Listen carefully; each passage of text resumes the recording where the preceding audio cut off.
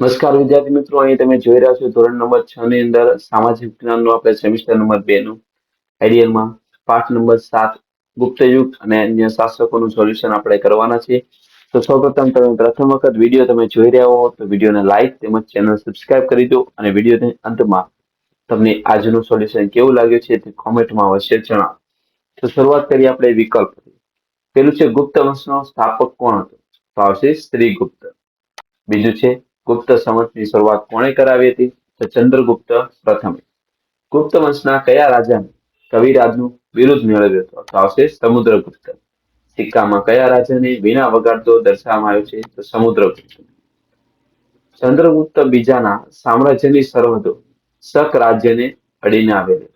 ચંદ્રગુપ્ત બીજાના સમયમાં શક ક્ષત્રપો કેટલા વર્ષથી પગદંડો જમાવીને બેઠા હતા? તો 300.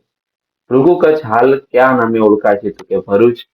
વિક્રમાદિત્યના રાજ્ય વૈદ્ય કોણ હતા? તો આવશે ધન્વંતરી. દિલ્હી ખાતે લોહ સ્તંભનું નિર્માણ કોને કરાવ્યું? તો ચંદ્રગુપ્ત બીજાએ.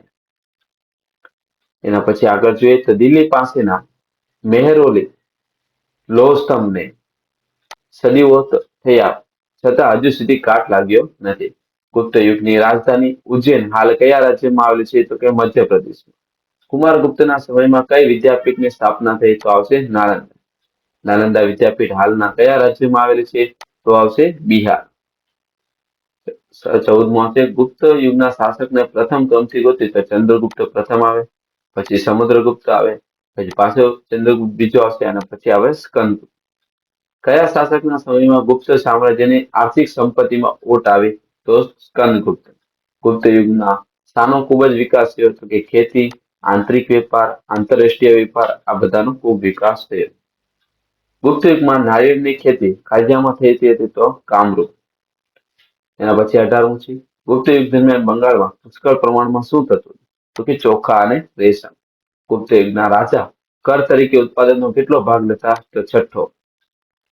ગુપ્ત યુગની આર્થિક વિશેષતા કઈ છે? તો એમાં આવશે આંતરરાષ્ટ્રીય વેપાર.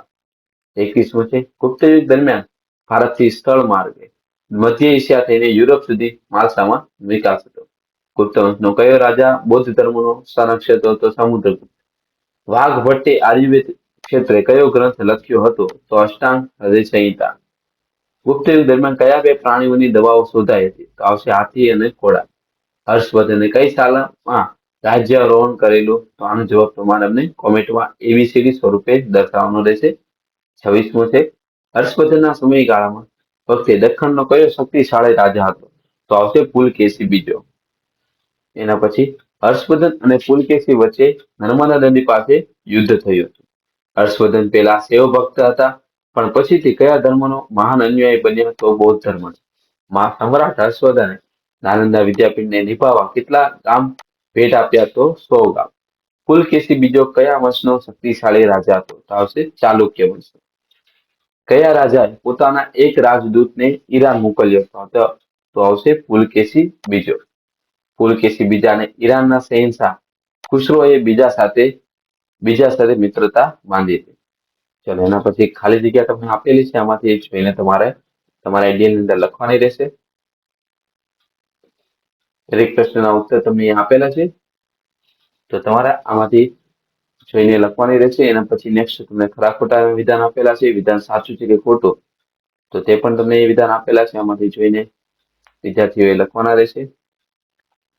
એના પછીનો પ્રશ્ન નંબર 4 છે, એક બે વાક્યના ઉત્તર. એમાં પહેલું છે ખંભાત ગુપ્ત શાસન દરમિયાન કયા નામે ઓળખાતું? તો આવશે સ્તંભથી. કયા સમ્રાટ સમયમાં ગુપ્ત યુગ સુવર્ણ યુગ તરીકે ઓળખાય? તો ચંદ્રગુપ્ત બીજાના સમયમાં. કુમારગુપ્તને કયા બે સ્થાપત્ય માટે યાદ કરવામાં આવે છે? એક તો નાલંદાની પ્રસિદ્ધ બૌદ્ધ વિદ્યાપીઠ અને અજંતાની કેટલીક ગુફાના નિર્માણ માટે. ગુપ્ત યુગનો છેલ્લો મહાન રાજા કોણ હતો? તો છેલ્લો મહાન રાજા હતો કુમારગુપ્ત પહેલો નો પુત્ર સ્કંદગુપ્ત. એના પછી ગુપ્ત રાજાને કેવા બિરુદો ધરાવતા હતા? ગુપ્ત રાજાઓ મહારાજ ધીરાજ, પરમ ભાગવત જેવા બિરુદો ધરાવતા હતા. ગુપ્ત સામ્રાજ્યમાં ગ્રામ કક્ષાની સમિતિમાં કોનો સમાવેશ કરવામાં આવતો હતો? તો ગુપ્ત સામ્રાજ્યમાં ગ્રામ કક્ષાની સમિતિમાં વડીલો, ગામના મુખી, અગત્યના વયસ્ક નાગરિકોનો સમાવેશ કરવામાં આવતો હતો. ગુપ્ત યુગ દરમિયાન ભારતથી યુરોપ કઈ વસ્તુ નિકાસ થઈ હતી? ગુપ્ત યુગ દરમિયાન ભારતથી સુતરાઉ કાપડ છે, રેશમી કાપડ છે, મસાલા છે, આ બધાની નિકાસ થતી હતી. અને પછી 8મું છે, ગુપ્ત યુગમાં કોની કોની પૂજા પ્રચલિત થઈ હતી? તેમાં આવશે મહિષાસુર મર્દિની દુર્ગા, પછી સૂર્ય, કાર્તિકેય, આ બધાની પૂજા પ્રચલિત થઈ હતી. બૌદ્ધ ધર્મના કયા બે પંથ ગુપ્ત યુગ દરમિયાન વિકસ્યા હતા? તો ગુપ્ત યુગ દરમિયાન બૌદ્ધ ધર્મના મહાયાન અને હીનયાન આ બંને પંથ. કાલિદાસ રચિત મહાકાવ્યોના નામ કયા કયા છે? તો અભિજ્ઞાન શાકુંતલમ, રઘુવંશમ અને મેઘદૂતમ. 11મું છે, ગુપ્ત યુગના બે મહાન વૈજ્ઞાનિકો નામ જણાવો. તો એમાં આવશે આર્યભટ્ટ અને વરાહમિહિર. એના પછી છે, ગુપ્ત યુગની કઈ રચનાને હજુ સુધી કાટ લાગ્યો નથી? તો દિલ્હી પાસે એક મહેરોલી લોહ સ્તંભને હજુ સુધી કાટ લાગ્યો નથી. ચલો એના પછી હર્ષવર્ધનની બહેન રાજ્યશ્રીનું અપહરણ કોણે કર્યું? તો આ તમારે મને કોમેન્ટમાં જણાવવાનું રહેશે જવાબ. એના પછી હર્ષચરિત્રમ લેખક ના કોણ કવિ હતા? તો કવિ આવશે, લેખક કોણ હતા? તો કવિ બાણભટ્ટ. હર્ષવર્ધનના સમયે વલભીમાં કોનું રાજ્ય હતું? તો હર્ષવર્ધનના સમયમાં વલભીમાં મૈત્રક રાજા ધ્રુવસેનનું રાજ્ય હતું. સમ્રાટ હર્ષવર્ધને રચેલી કૃતિઓના નામ કયા છે? તો સમ્રાટ હર્ષવર્ધન રચેલી કૃતિઓમાં પ્રિયદર્શિકા, રત્નાવલી અને નાગાનંદ છે. ચલો નેક્સ્ટ આગળ વધીએ એટલે હવે તમને જોડકા આપેલા છે. તો સરસ મજાના તમને ઉત્તર આપેલા છે. તમારે તમારા આઈડિયાની અંદર લખવાના રહેશે આમાંથી જોઈને. સાથે સાથે આપણે આના પછીનું ચેપ્ટરનું સોલ્યુશન જોઈએ. ચેપ્ટર નંબર 8 ભારત વર્ષની ભવ્યતા. તો વિદ્યાર્થી મિત્રો, હજી તમે ચેનલ સબસ્ક્રાઇબ ન કરી અથવા વિડીયોને લાઈક ન આપેલો હોય તો ઝડપથી લાઈક આપી દો. અને આ લિંકને તમારા ફ્રેન્ડ સર્કલમાં પણ શેર કરી દો, તેનું પણ સોલ્યુશન મળતા રહે. ચેપ્ટર નંબર 8 છે ભારત વર્ષની ભવ્યતા. તેમાં પણ આપણે જે પ્રશ્ન નંબર 1 વિકલ્પ એમાં પેલું છે, શાના વગર રાજાઓ અને તેમના રાજ્યો ટકી શકે તેમ નહોતા? તો સમૃદ્ધ ગામડાઓ. બીજું છે, પ્રાચીન સમયમાં ઉત્તર ભારતના રાજા કરવેરા ઉઘરાવવાનું કાર્ય કોને સોંપતા? તો ગ્રામ ભોજક. ત્રીજું છે, પ્રાચીન સમયમાં મહાજનપદોની રાજધાનીને સુરક્ષિત કરવા શું વ્યવસ્થા હતી? તો આવશે કિલ્લેબંધી. ચોથું છે, પ્રાચીન ભારતમાં નગરોમાંથી વલયકૂપ પ્રાપ્ત થયા. પ્રાચીન મહાજનપદના લોકો ક્યારે વસ્ત્રો પર શું લપેટતા? અધિવાસ. વેદવ્યાસ રચિત મહાભારત પ્રારંભમાં જય સંહિતાથી ઓળખાતું હતું. પુરાણોની સંખ્યા કેટલી છે? તો 18. જૈન ધર્મના આગમ ગ્રંથોની સંખ્યા કેટલી છે? તો 12. સાહિત્ય ગ્રંથ અને તેના રચયિતાને અયોગ્ય છોડ એ કઈ છે? તો ડી ઓપ્શન છે, અર્થશાસ્ત્ર ચંદ્રગુપ્ત મૌર્ય. 10મું છે, પાણીની રચિત વ્યાકરણ ગ્રંથનું નામ જણાવો. તો અષ્ટાધ્યાયી. દક્ષિણ ભારતમાં સાહિત્ય સંદર્ભમાં નીચેનામાંથી કયું વાક્ય યોગ્ય છે? તો 3 વાક્ય એટલે કે ઉપયુક્ત તમામ. ભારતના સૌથી જૂના ચિત્રો કયા યુગમાં મળી આવ્યા? તો આવશે પાષાણ. નેક્સ્ટ છે 13મું ક્વેશ્ચન, મધ્યપ્રદેશના ભીમબેટકામાં આદિમ જનજાતિએ દોરેલા કેટલાક ચિત્રો મળ્યા? તો 500. પ્રાચીન ભારતીય કલાના સંદર્ભમાં નીચેનામાંથી કયું વાક્ય અયોગ્ય છે? તો ઇતિહાસવિદો કલાને 3 ભાગમાં વહેંચે છે. એક જ શિલામાંથી કોતરેલું મહાન શિલ્પ એટલે ઇલોરાનું શિવ મંદિર. ભારતીય સ્થાપત્યનો વિશ્વ પ્રસિદ્ધ નમૂનો એટલે હડપ્પીય સભ્યતાનું નગર આયોજન. બૌદ્ધ ધર્મના સ્થાપત્યમાં શાનો સમાવેશ થાય છે? તો આપેલા તમામ યાની કે ડી ઓપ્શન. એના પછી 18મું છે, ચૈત્યનો ઉપયોગ ખાલસા તરીકે થયો હતો. તો આવશે પ્રાર્થના ગૃહ. યુઅન સ્થાન ઉત્તર ભારત અને ગુજરાતના કેટલા વિહારોમાં હોવાનું નોંધાયું છે? તો કે 100. પ્રાચીન ભારતમાં કેટલા વિદ્યાપીઠોના અવશેષો મળી આવ્યા છે? તો આવશે 5. નાલંદા વિદ્યાપીઠના મહાન રસાયણશાસ્ત્રીનું નામ છે નાગાર્જુન. બંગાળમાં કઈ બે વિદ્યાપીઠો આવેલી છે? તો વિક્રમશિલા અને આદુંતમપરી. એના પછી પ્રાચીન ભારતીય સિક્કાની બાબત નીચેનામાંથી કયું ઉચિત નથી? તો ચંદ્રગુપ્તના વીણા વાદન કરતા સિક્કા મળ્યા છે. ચલો પ્રશ્ન નંબર 2 તમને ખાલી જગ્યા આપેલા છે, તો એ પણ આમાંથી જોઈને તમારે લખવાની રહેશે તમારા આઈડિયાની અંદર. આગળ વધીએ એટલે બીજા તમને ખાલી જગ્યાના પ્રશ્નના ઉત્તર આપેલા છે. આમાંથી ખાલી જગ્યાના જવાબ તમારે લખવાના છે. એના પછીનો પ્રશ્ન નંબર 3 છે ખરા ખોટા. તો તેના પણ વિધાન ખરું છે કે ખોટું તે પણ તમને આપેલું છે. તો આમાંથી જોઈને તમારે લખવાના રહેશે.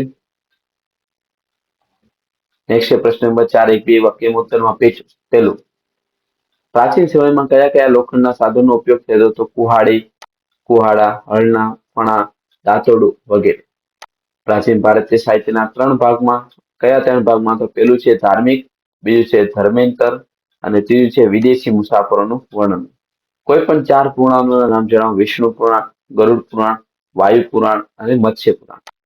3 સ્મૃતિના નામ તો મનુસ્મૃતિ, યાજ્ઞવલ્ક્ય સ્મૃતિ અને નારદ સ્મૃતિ. સંગમ સાહિત્યની અગત્યની 2 રચના તો સ્થલપદીકારમ અને મણિમેલકાય.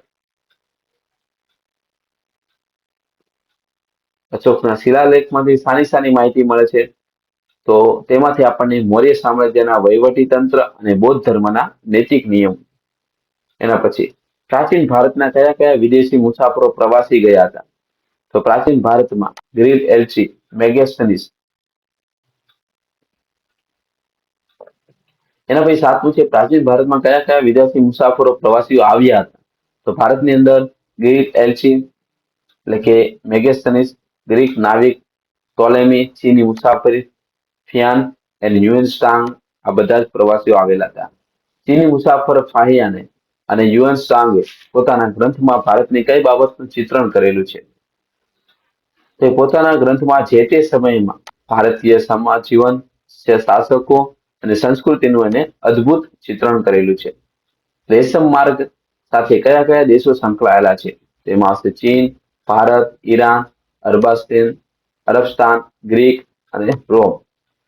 હડપ્પીય સભ્યતા સાથે કયા કયા સ્થાપત્ય સંકળાય છે? હડપ્પીય સભ્યતા સાથે એક સમાન, નગર રચના, સ્નાનાગર, અનાજના કોઠારો, ઔદ્યોગિક એકમો અને વરસાદી પાણીના પ્રબંધ જેવા સ્થાપત્યો સંકળાયેલા છે. પ્રાચીન ભારતની મૂર્તિકલા કયા 2 શૈલીની પ્રચલિત હતી?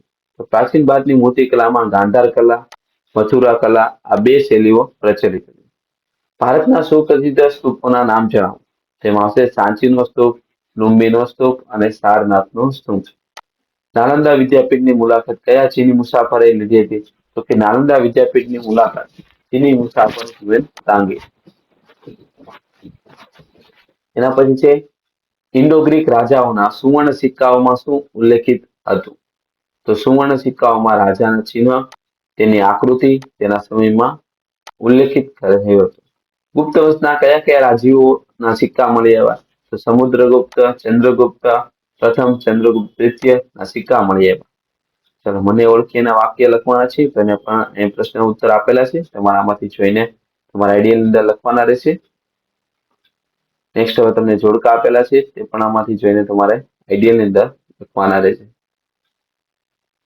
તો વિદ્યાર્થી મિત્રો, આ તો આજના બાકીના 2 ચેપ્ટરનું સોલ્યુશન. હવે બીજા ચેપ્ટર સોલ્યુશન મેળવવા માટે તમે ચેનલ સબસ્ક્રાઇબ કરો, જેથી તમને યોગ્ય સમયે બીજા બધા વિડીયો લેક્ચર મળતા રહે. Thank you. જય ભારત.